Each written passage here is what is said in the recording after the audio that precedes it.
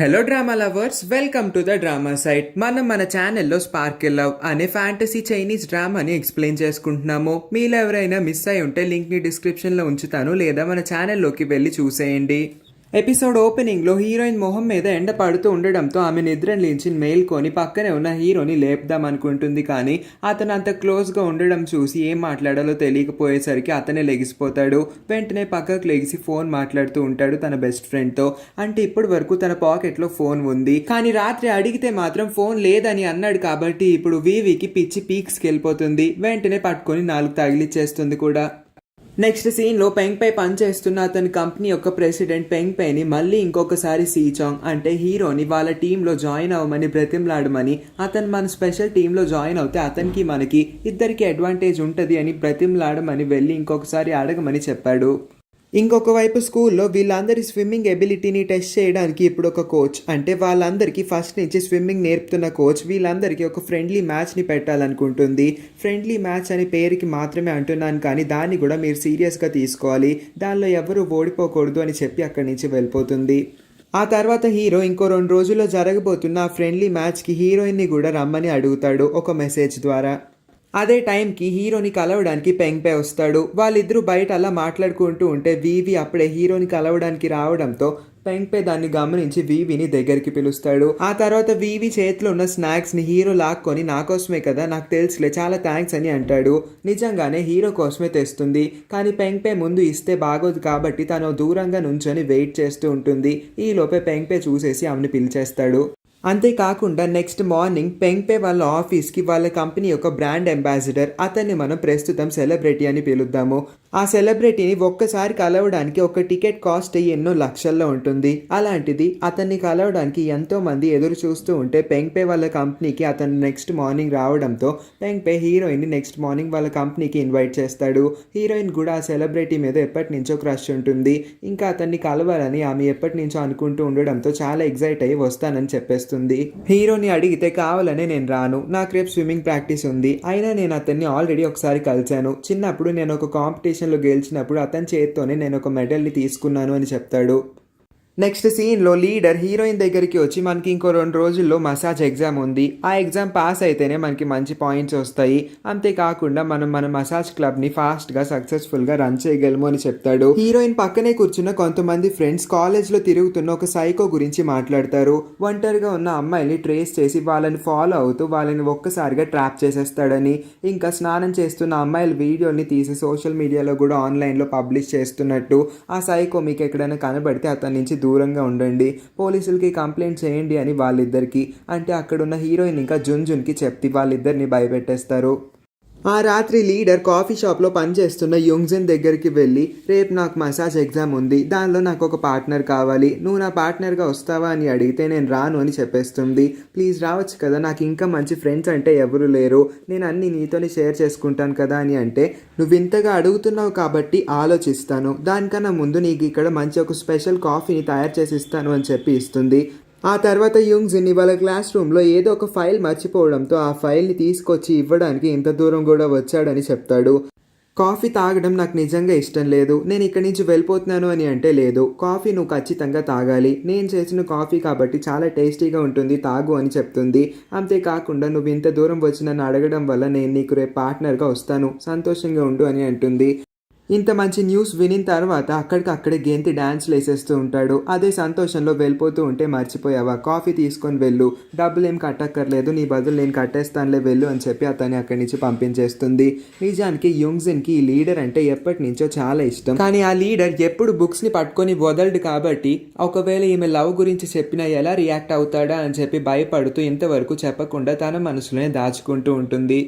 ఇవాళ డైగ్జీని కలిసి next morning నేను ఆ సెలబ్రిటీని కలవడానికి వెళ్తున్నాను, అందుకే చాలా మంచి డ్రాయింగ్స్ గీసి అతని యొక్క ఫొటోస్ అన్నిటిని అంటించి అతని కోసం ఒక గిఫ్ట్ని కూడా తీసుకువెళ్తున్నాను అని అంటుంది. ఇంకొక 2 రోజుల్లో ఉన్న ఆ మసాజ్ ఎగ్జామ్కి ఫస్ట్ డైగ్జీనే పార్ట్నర్గా అడుగుతుంది, కానీ డైగ్జీకి ఏదో ఒక పని ఉండడం వల్ల ఆమె రాలేనని సారీ అని చెప్తుంది.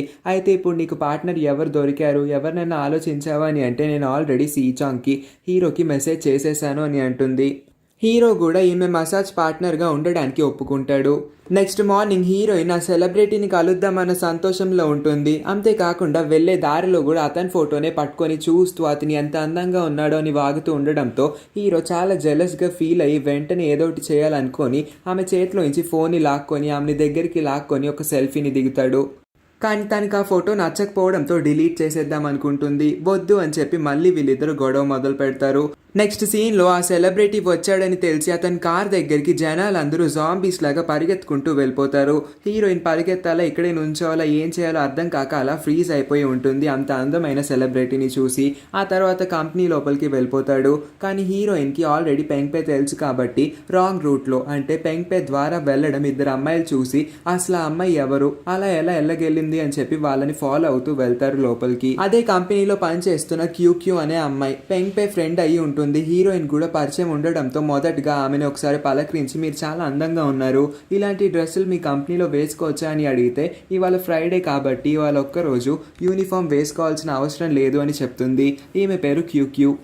నెక్స్ట్ సీన్లో డాగ్జీ, హీరో ఇంకా బాయ్హు కలిసి కూర్చొని లంచ్ చేస్తూ ఉన్నప్పుడు హీరోయిన్ వెళ్ళిన విషయం డాగ్జీకి తెలుస్తుంది కాబట్టి హీరోయిన్ యొక్క ఫ్లాష్ బ్యాక్ గురించి కొన్ని డీటెయిల్స్ని హీరోకి చెప్దాం అనుకుంటుంది. అదే విషయం చెప్తూ పెంగ్పే తన చైల్డ్హుడ్ ఫ్రెండ్ అని, వాళ్ళిద్దరూ ఒకే హై స్కూల్లో చదువుకున్నారు. వివి పెంగ్పేని తప్ప అప్పట్లో ఎవరిని నమ్మేది కాదు. కానీ పెంగ్పేని కావాల్సిన రోజు తన సహాయం కావాల్సినప్పుడు కూడా సహాయం చేయకుండా తన్ని ఒంటరిగా వదిలేసి వెళ్ళిపోయాడు అని చెప్పంగానే ఇప్పుడు కూడా తను పెంగ్పేని నమ్మే వెళ్ళింది. ఇప్పుడు కూడా పెంగ్పే వల్ల ఆమెకి ఏదైనా ప్రమాదం రావచ్చేమో అని చెప్పి వెంటనే అక్కడికి బయలుదేరుతాడు. మరొక వైపు కంపెనీలో ఆ సెలబ్రిటీని కలిసిన వివి ఆనందం ఆకాశానికి అంటుతుంది. వెంటనే ఆమె తీసుకొచ్చిన ఆ బుక్ అంటే ఆ గిఫ్ట్, దానిలో అతని ఫొటోస్ ఇంకా అతని కోసం చాలా మంచి మంచి కొటేషన్స్ రాసి ఇస్తుంది. ఆ గిఫ్ట్ని చూడంగానే అతను చాలా హ్యాపీగా ఫీల్ అవుతాడు. ఇంకొక వైపు వివి రాంగ్ రూట్లో వచ్చిందని తెలుసుకున్న ఆ ఇద్దరు అమ్మాయిలు ఎలాగోలాగా లోపలికి దూరిపోతారు. వివిని చూసి చాలా జెలస్గా ఫీల్ అయ్యి ఆ అమ్మాయిని ఎలాగన్నా పట్టుకొని ఎలాగన్నా రెడ్ హ్యాండెడ్గా అందరి ముందు ఆ అమ్మాయిని ఇరికిద్దాము, అప్పుడు కానీ ఇలాంటి అమ్మాయిలకి బాగా బుద్ధి వస్తుంది అని చెప్పి బయలుదేరుతారు. ఇంకొక వైపు వివి ఇంకా సెలబ్రిటీ పెంగ్పే ద్వారా ఒక ఫోటోని తీయించుకుంటారు. ఆ తర్వాత వివి క్యాలెండర్ మీద ఆ సెలబ్రిటీ సైన్ పెట్టమని, ఈ క్యాలెండర్ ఆమె ఫ్రెండ్ అయిన సీచాంగ్కి గిఫ్ట్గా ఇస్తానని చెప్తుంది. సీచాంగ్ ఒక పెద్ద స్విమ్మర్ అని, అతను చాలా బాగా స్విమ్ చేస్తాడు. వాళ్ళ స్కూల్ మొత్తంలోనూ అతని ఫాస్టెస్ట్ స్విమ్మర్, ఇంకా అతను మీకు పెద్ద ఫ్యాన్ అని చెప్పి ఈ గిఫ్ట్ని కూడా అతనికి ఇస్తాను అని చెప్తే సీచాంగ్ ఈ పేరు ఎక్కడో విన్నానే అని అంటాడు ఆ సెలబ్రిటీ. ఆ తర్వాత ఏదో పని ఉండడంతో బయటికి వెళ్తూ ఉంటే పెంగ్పే కూడా హీరోయిన్ని ఇక్కడే ఉండమని చెప్పి ఆ సెలబ్రిటీని కార్ వరకు దింపేయడానికి ఇద్దరు కలిసి బయటికి వెళ్తారు. హీరోయిన్ ఒంటరిగా ఉందని చూసిన ఆ ఇద్దరు అమ్మాయిలు తన చేతిలో ఉన్న క్యాలెండర్ లాక్కొని పక్కకు విసిరేస్తారు. ఆ తర్వాత హీరోయిన్ ని నోటికి నచ్చినట్టు తిట్లు తిట్టేస్తూ ఉంటారు. ఇంకా హీరోయిన్ మీద చేయి చేసుకోకపోతే ఆమె సెల్ఫ్ డిఫెన్స్ కోసం ఆమె చేయిని పట్టుకుంటుంది. కానీ హీరోయిన్ ఎక్కువ టెన్షన్ పడుతూ ఉండడం వల్ల ఆమెకి ఎలక్ట్రిక్ షాక్ తగిలేసరికి వాళ్ళ ఫ్రెండ్స్ అందరినీ పిలిపించి హీరోయినే తప్పు చేసిందని, అందుకే భయంతో మమ్మల్ని రివర్స్ లో కొట్టింది అని చెప్పి అక్కడున్న క్యూకి కంప్లైంట్ చేస్తారు. హీరోయిన్ ఎక్కడుందో తెలుసుకున్న హీరో వెంటనే ఆ కంపెనీ అడ్రస్ కనుక్కొని సెక్యూరిటీ గార్డ్స్కి దొరకకుండా లోపలికి వెళ్ళిపోతాడు. ఆ రెడ్ కలర్ డ్రెస్ వేసుకున్న అమ్మాయి ఇంకా కోపంగా హీరోయిన్ చెంప పగలకొడదాం అనుకునేసరికి హీరో కరెక్ట్ టైంకి వచ్చి ఆ అమ్మాయి చేయి పట్టుకొని చేయిని వంచేసి కిందకి దించేస్తాడు. ఆ తర్వాత ఆ అమ్మాయికి 4 తగిలించి నీకు నోటికి నచ్చినట్టు వాగడానికి ఏమి ఎవరు అనుకుంటున్నావు, నా గర్ల్ ఫ్రెండ్ అని చెప్పి బయటకు తీసుకువెళ్తాడు. ప్రస్తుతానికి అలా ఊరికే చెప్తాడు. అప్పుడు కానీ వాళ్ళందరూ నోరు మూసుకొని ఉండరు కాబట్టి. బయటికి వచ్చిన తర్వాత హీరోయిన్ని అసలు నీకు బుద్ధి లేదా, ఇలాంటి ప్రమాదకరమైన సిచ్యువేషన్స్ వచ్చినప్పుడు నువ్వు నాకు కాల్ చేయాలి కదా, కరెక్ట్ టైంకి వచ్చాను కాబట్టి సరిపోయింది, లేకపోతే వాళ్ళందరి మధ్యలో నువ్వు నలిగిపోయి ఉండేదానివి అని చెప్పి బాధపడతాడు. ఆ తర్వాత క్యూ హీరోయిన్ వదిలేసిన బ్యాగ్ ఇంకా ఆ క్యాలెండర్ని పెంగ్పేకి ఇచ్చి తన మూడ్ ఇవాళ మొత్తం చెడిపోయి ఉంటుంది, చాలా మంది ముందు అవమానపడింది కదా, వెళ్ళి ఓదార్చు అని పంపిస్తుంది. పెంగ్పే క్యూ చెప్పడం వల్ల ఇంకా హీరోయిన్కి అసలు అలా జరిగిందని తెలియకపోవడం వల్ల ఏమీ తెలియనట్టు హీరోయిన్ దగ్గరికి వస్తాడు.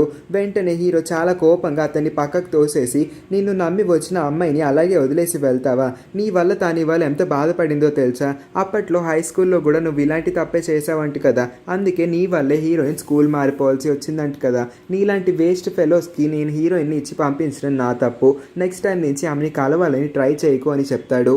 అంతటితో ఆగకుండా హీరోయిన్ ఏం మాట్లాడుతుందో కూడా వినిపించుకోకుండా హీరోయిన్ని పట్టుకొని తీసుకువెళ్ళిపోతూ ఉన్నప్పుడు పెంగ్పే హీరోయిన్ని ఆపి ఆ రోజు మా నాన్నకి యాక్సిడెంట్ అయింది, అందుకే నేను నిన్ను వదిలేసి వెళ్ళిపోవాల్సి వచ్చింది అని అంటాడు. ఇప్పుడే మనకి వాళ్ళ స్కూల్ ఫ్లాష్ బ్యాక్ ని క్లియర్ గా చూపిస్తారు. హీరోయిన్ ని ఏ అబ్బాయి కూడా ఇంకా ఏ అబ్బాయి వాళ్ళ మమ్మీ కూడా అస్సలు సరిగ్గా చూడరు. అంతేకాకుండా ఈ అమ్మాయి ప్రతి ఒక్క అబ్బాయిని తన పవర్స్ వాడి లొంగ తీసుకుంటుందేమో అని చెప్పి తిని చాలా చెడ్డగా చూస్తారు. ఎందుకంటే హీరోయిన్ ప్రతిసారి టెన్షన్ పడినప్పుడు ఆమె బాడీ నుంచి వచ్చే పవర్ వల్ల ఏదో ఒక అబ్బాయి ఎఫెక్ట్ అవుతూ ఉంటాడు. ఇది హీరోయిన్ తప్పు కాదు, ఆ అబ్బాయిలే కావాలని హీరోయిన్ దగ్గరికి వచ్చేసరికి ఏం చేయాలో అర్థం కాక అలా అయిపోతూ ఉంటుంది. ఆ విషయం గురించి టీచర్స్కి అబ్బాయిలందరూ కంప్లైంట్ చేస్తే వాళ్ళ మమ్మీస్ వరకు ఈ కంప్లైంట్ వెళ్తుంది. అందుకే వాళ్ళ మమ్మీస్ ఇంకా ఈ అబ్బాయిలు అందరూ హీరోయిన్ మీదే పడి ఎప్పుడు ఆమెని టీస్ చేసి ర్యాక్ చేస్తూ ఉంటారు. ఎప్పుడు ఒకళ్ళిద్దరే కావడంతో హీరోయిన్ మాత్రమే మేనేజ్ చేసుకోగలుగుతుంది. కానీ ఇవాళ చాలా మంది వచ్చి ఆమెని ఒకేసారి టీస్ చేయడంతో పెంగ్పే హెల్ప్ చేస్తాడేమో అని చెప్పి అతని వైపు చూస్తే అతను మాత్రం ఎవరితోనో ఫోన్ మాట్లాడి అసలు హీరోయిన్ ని పట్టించుకోకుండా వెళ్ళిపోతాడు. అంటే ఇందాక చెప్పినట్టే వాళ్ళ నాన్నకి యాక్సిడెంట్ అవడం వల్ల ఏం చేయాలో అర్థం కాక కంగారుగా వెళ్ళిపోయాడు. ఈ ఒక్క రీజన్ వల్లే అక్కడున్న అబ్బాయిలందరికీ ఇంకా వాళ్ళందరూ అసలు హీరోయిన్ ని లెక్క చేయట్లేదు. కాబట్టి వెంటనే నెక్స్ట్ డేనే తను స్కూల్ మారిపోవాల్సి ఉంటుంది. ఇప్పుడు ప్రెసెంట్ లో పెంగ్పే ఇప్పటి వరకు ఆ విషయాన్ని గురించే తలుచుకుంటూ ప్రతిరోజు నేను నిన్ను ఆ రోజు కాపాడలేనందుకు సారీ ఫీల్ అవుతున్నాను అని చెప్తాడు. అంతేకాకుండా అప్పటి నుంచి 4 సంవత్సరాల వరకు కంటిన్యూస్ గా ప్రతిరోజు నీకు మెసేజ్ పెట్టేవాడు, కానీ ఏ ఒక్కసారి కూడా నాకు రిప్లై వచ్చిందే లేదు. అందుకే నేను ఇంకా 4 years తర్వాత నీకు మెసేజ్ చేయడం కూడా ఆపేశాను. ఆ రోజు తర్వాత కొన్ని రోజుల్లోనే మా నాన్నగారు చనిపోయారు. అప్పటి నుంచి నేను చాలా అంటే చాలా బాధపడ్డాను. చదువు కూడా మానేసి ఒక కంపెనీలో జాబ్ తెప్పించుకొని వేరే కంట్రీ వెళ్ళి ఇంకా మంచి జాబ్ ని వెతుక్కుందాం అనుకున్నాను. కానీ మా అమ్మ మా నాన్న చనిపోగానే చాలా డిప్రెషన్ లోకి వెళ్ళిపోయింది. అందుకే ఆమెకి తోడుగా ఉండాలి కాబట్టి ఇక్కడే ఉన్నాను అని చెప్తాడు. ఇదంతా వినిన హీరోయిన్ ఇప్పటి వరకు పెంగ్పేని తప్పుగా అర్థం చేసుకున్నందుకు సారీ ఫీల్ అవుతుంది. ఆ తర్వాత హీరో ఇప్పటి వరకు పెంగ్పే మీద ఎక్కువగా వాగేయడంతో తాను చేసింది తప్పే అని అర్థం చేసుకొని సరే అయితే మీ ఇద్దరు మాట్లాడుకోండి నేను వెళ్తున్నాను అని వెళ్ళిపోతాడు. ఆ రోజు రాత్రి హీరోయిన్ తన పాత వీచాట్ అకౌంట్ ఓపెన్ చేసుకొని చూస్తే నిజంగానే 4 ఏళ్లుగా కంటిన్యూస్గా ఆపకుండా ప్రతిరోజు మెసేజెస్ వచ్చి ఉంటాయి పెంగ్పే నుంచి. తాను ఇప్పుడు పెంగ్పేని నిజంగా అర్థం చేసుకుంటుంది. పక్క నుంచి డైగ్జీ బాగా ఆలోచించు, 4 ఏళ్ళు ఎవరన్నా ఏ అమ్మాయి కోసమన్నా అంతలాగా కష్టపడి మెసేజ్లు ఆపకుండా పంపిస్తారా? ఖచ్చితంగా పెంగ్పే నిన్ను ప్రేమిస్తున్నాడు అని చెప్తుంది. నువ్వేమంటావు అని డైగ్జీని అడిగితే నాకేం తెలుసు, అయినా తను నన్నెందుకు ప్రేమిస్తాడు, మేమిద్దరం ఒకప్పుడు మంచి ఫ్రెండ్స్ మాత్రమే అని చెప్పి తల దాచుకొని అక్కడికక్కడే పడుకుపోతున్నట్టు నటిస్తూ ఉంటుంది. డైగ్జీకి మాత్రం పెంగ్పే ఖచ్చితంగా ప్రేమిస్తున్నాడన్న విషయం క్లియర్గా అర్థమైపోతుంది. వివి కూడా ఈ విషయాన్ని గమనిస్తుంది, కానీ అంతగా తెలిసినట్టు లేదా అంతగా రియాక్ట్ అవ్వాలనుకోకపోవడంతోనే వెంటనే నిద్రపోతుంది. ఈ సీన్తోనే ఈ ఎపిసోడ్ ఎండ్ అయిపోతుంది. నెక్స్ట్ ఎపిసోడ్స్ని కూడా మిస్ అవ్వకుండా చూడాలనుకుంటే మర్చిపోకుండా మన ఛానల్ని సబ్స్క్రైబ్ చేసుకొని పక్కనే ఉన్న నోటిఫికేషన్ బెల్ని కూడా ఆన్ చేసుకొని ఉంచండి. అప్పుడే మనం పెట్టే ప్రతి వీడియోని మీరు వెంటనే మిస్ అవ్వకుండా చూసేయగలరు. ఇంకా ఈ వీడియోని లైక్ చేసి నా ఎక్స్ప్లెనేషన్ ఎలా అనిపించిందో కామెంట్ చేయండి. Thank you for watching.